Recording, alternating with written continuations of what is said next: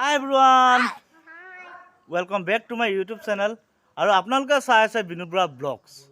আজি মাঘৰ বিহু বুলি মাঘ ভোগালী বিহুৰ শুভেচ্ছা সকলোকে জনালোঁ, যাতে ভোগালী বিহুত সকলোৱে ভোগ কৰি সুখে শান্তিৰে যাতে এই বিহুটো যাওক। চ' আজি পাৰ্টি এটা কৰিব লৈছোঁ। টোটেলি এতিয়া আমাৰ ঘৰত হ'ব, ঘৰৰ আগপিনৰ ইয়াত হ'ব।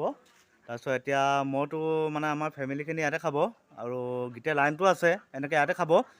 মই আমাৰ নামঘৰত দিছোঁ, মোৰ আৰু এই ভাইটি, তাৰপিছত এই হৈছে ভতিজা, সকলোলৈকে আমি নামঘৰত দিছোঁ।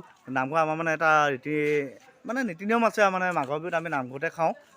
চ' নামঘৰত খাই ভাল লাগে, লগৰ চগৰ সকলো আহিব, এই দাদা, ভাইটি, বৌ, লগৰ সকলো আহিব, বোৱাৰী বা কিবা কোনোবা ঢেৰ মানুহ আহে, সকলোৱে খাই পিনি ভাল লাগে। চ' এতিয়া মই নামঘৰত যাব লৈছোঁ, সকলোৱে খাম আজি, ফূৰ্তি এসাঁজ খাম। আজিকালিতো আপোনাৰ জানুৱাৰী ভালকৈ মনায়, এতিয়া বিহু আপোনাৰ এনেকুৱা হৈছে, সকলোৰে ক্ষেত্ৰত নহয়, বিহু এনেকুৱা হৈছে আজিকালি এই মিলা প্ৰীতি নাই। ক'ৰবাত আপোনাৰ একেখন গাঁৱতে 3টা 4টা আপোনাৰ মেজি জ্বলাব, চালি 3খন 4খন হ'ব, তাই ভাল নালাগে।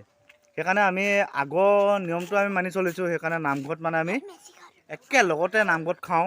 মেজিঘৰ আপোনাৰ যে আজিকালি এখন গাঁও নহয়, এটা লাইনত আপোনাৰ 4-5টা মেজি ঘৰ হয়, ভেলাঘৰ যে 4-5টা হয়। চ' এনেকৈ ভাল নালাগে। সেইকাৰণে আমি সকলোৱে নামঘৰতে খাম। মোৰ ভতিজা কিবা এটা ক'ব, কোৱা। মেজিঘৰ চাবলে জয় কোৱা। মেজিঘৰ বোলো চাবলে চাব, সেইটো হয় নাই, সেইটো ভেলাঘৰ ফটা কিবা এটা কবি নি, কওক। নামঘৰ চাবনি, নামঘৰ চাব, এইটো নামঘৰ নাই ন, তই ক হেপী ভোগালী বিহু।